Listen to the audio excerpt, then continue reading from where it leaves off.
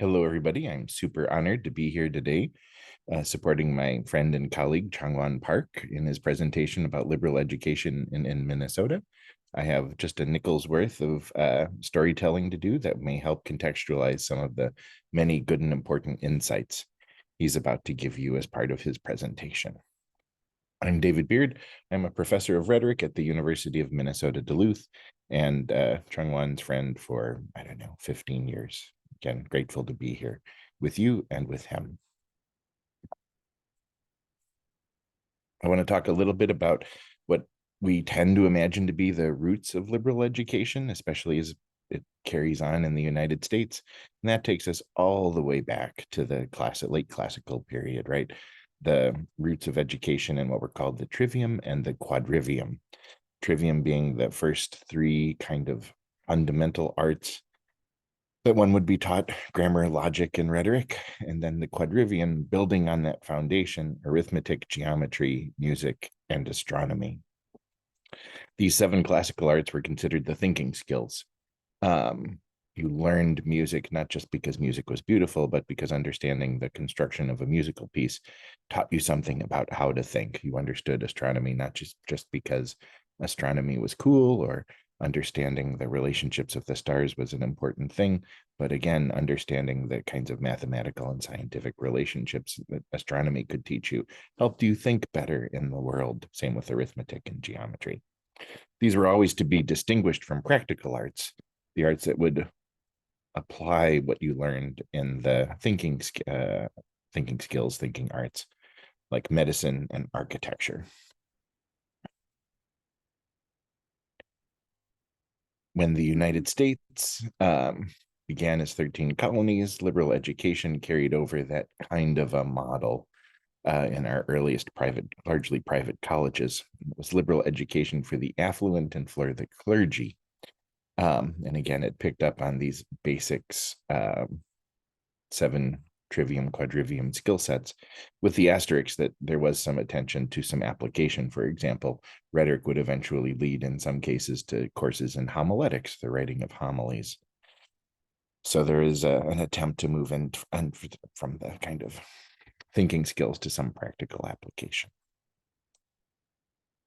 All of this changes big time in 1862 when the Morrill Act is passed, and liberal education becomes a question for what are called the land grant universities. The land grant universities were universities constructed with funding based on the sale of land. And this is land inappropriately taken from the indigenous peoples, which is why they're sometimes called land grab universities nowadays. And there's an important and serious reconsideration of what to do about that history. The University of Minnesota, for example, is returning some of the lands currently owned by its Cloquet Forestry Station to indigenous control as a way to undo some of the injustices of the ways that land was taken in order to make universities possible. At a land grant college, the practical arts were put to the fore. Education was to be open to lots of people, to learn not only the classical liberal arts of the private universities, but also practical skills in agriculture and engineering. For example, I myself have a PhD from an agriculture college, so I'm very much immersed in this tradition.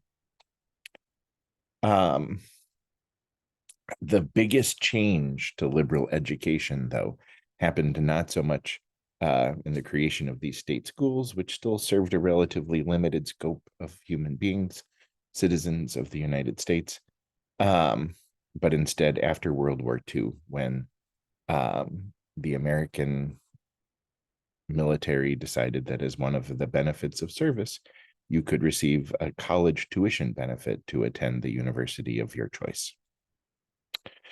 Suddenly, universities were filled with people with a great variety of preparation, academic preparation for college, some of it very strong, some of it less so. There was a strong movement in the post-war period to rethink liberal education as general education. And this is a distinction that made a huge difference for about 20 or 30 years in American universities. The distinction looked a little bit like this.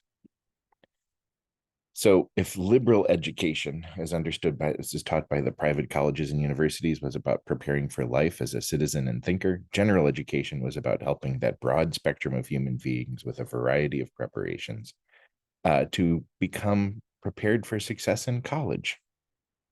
If liberal education in the more private university settings was designed to teach communication for leadership, again, much more practically, a general education viewed communication as communication for success in college, just kind of catching up so that everybody was on the same level playing field as they worked through their major courses.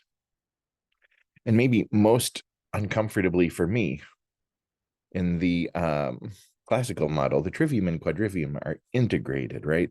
The teaching of grammar, rhetoric, logic, music, astronomy, they are all part of what is seen as a kind of coherent intellectual project. But in the American university, especially in the conditions of general education, disciplines are not integrated. You take your math course so that you can take your math course. You take your rhetoric course so that you can take your rhetoric course. And there's not a whole lot of concern made about whether those things connect into a meaningful educational mission. So, Changwan, I know, has been asked to talk about specifically liberal education in Minnesota. And what I'm going to toss up here is that we offer what I would call mostly liberal education, just to say that our program serves mostly liberal education a mission, as we've described it in this talk so far, much more than the post-war general education mission. But let's kind of explore what that means.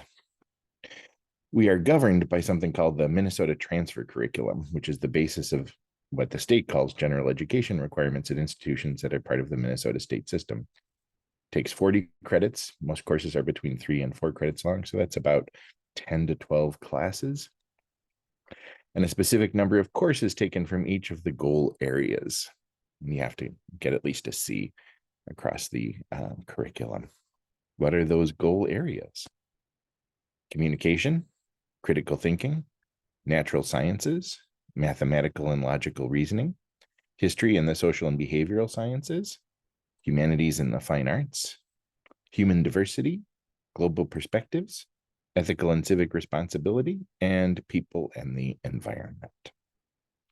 Across all of the state schools and most of the participating non-state schools in Minnesota, these are the definition of the transfer curriculum, the definition of that first 2 years basic, or first 2 semesters, maybe 3 semesters worth of coursework that prepares students to move into the next stage of their college education. One of the things that I love about it is that, for example, in the natural sciences curriculum, it says, don't take 2 biology classes, take 1 biology class and 1 physics class. Don't take 2 sociology classes, take 1 history class and 1 psychology or sociology class. There's a broad, an attempt to reach broadly across the curriculum to make sure students get a diversity of disciplinary perspectives. At the bottom, you'll see what are called typically something like the themes, goals 7, 8, 9, and 10, human diversity, global perspectives, ethical and civical responsibility, and people in the environment.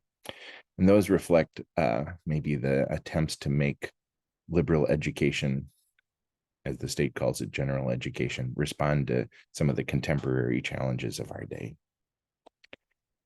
At UMD, we try to shoot a little higher, I guess.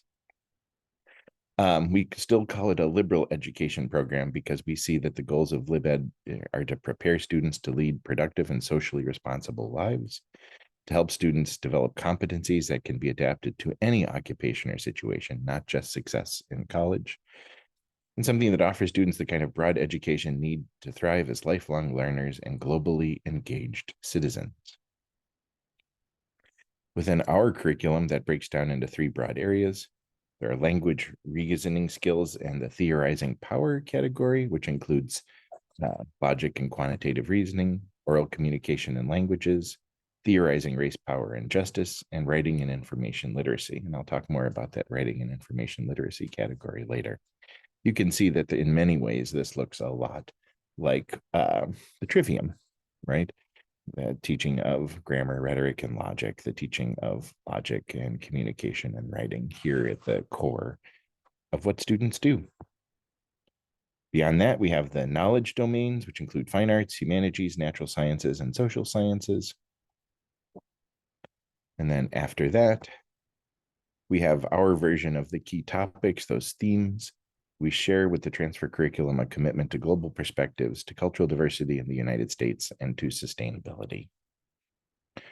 A student who completes the liberal or general education requirements at any university in Minnesota participating in the transfer curriculum gets credit for the whole shebang. You complete an AA degree, for example, you are exempted from all liberal arts requirements, an associate of arts degree, by the way, if you don't know what A stands for. You are exempted from all the liberalization requirements at UMD, even if the courses don't map exactly onto our distribution, because we all agree the spirit of the requirements remain the same across all of the institutions. Lastly, I want to talk, just because it's my area of specialization, about something that is unique to the United States in how liberal education and general education are conceived. And it's actually perhaps one of the last remaining juncture points between the conversation between liberal education and general education in the United States. In the United States, there is a particular fixation with our inability to read and write adequately. This goes all the way back to the Morrill Act in many ways. Most of the land-grant colleges established what were called departments of rhetoric, that is, departments who took as a primary mission the teaching of reading and writing. The special mission there was because it was thought stereotypically that students from rural backgrounds needed extra education in reading and writing.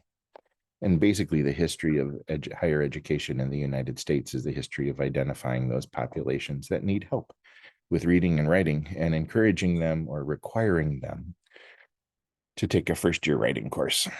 The first-year writing course is basically the only course which exists as a kind of universal requirement across United States universities, even our colleagues in Canada, whose university system otherwise looks very much like ours, have no universal first-year writing requirement. This anxiety comes from a belief that an inability to read and to write, which in this diagram is referred to as low literacy, can lead to academic problems, sure, but it can also lead to social problems, dropping out of school, incarceration, unemployment, health problems, death. We have a particular passion in the United States for making sure that students know how to read and to write. The universal first-year writing requirement, which usually exists as a 3, 4, or 6 credit course sequence at most American universities, is designed to both prepare students to succeed in college by giving them the writing skills they have in college, but in most cases still is inflected by that notion of the rhetorical education of the trivium, that this is not just education to avoid health problems, unemployment, incarceration, and death, but it's also the necessary skill set for functioning as a leader in the United States. Our unique political system, which focuses so much on the role of oratory and on oral and written communication broadly to creating political leaders, I think reinforces this belief.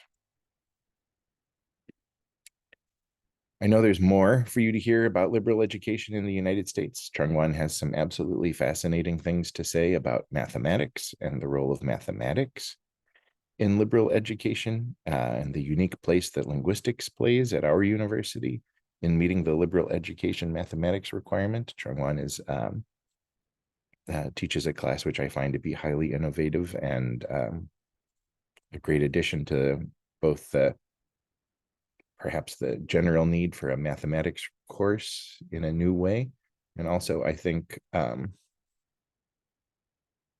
guess I don't know how to say this except just to say it.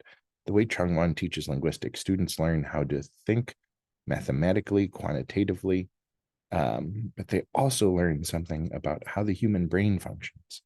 And it's amazing to me to see a 19-year-old who takes a 1000 level first year level course and manages to learn all of those things, to learn something both about how to reason in the world and how to learn something about themselves. I hope he'll share with you more about his class and other parts of the liberal education curriculum at UMD. Thank you.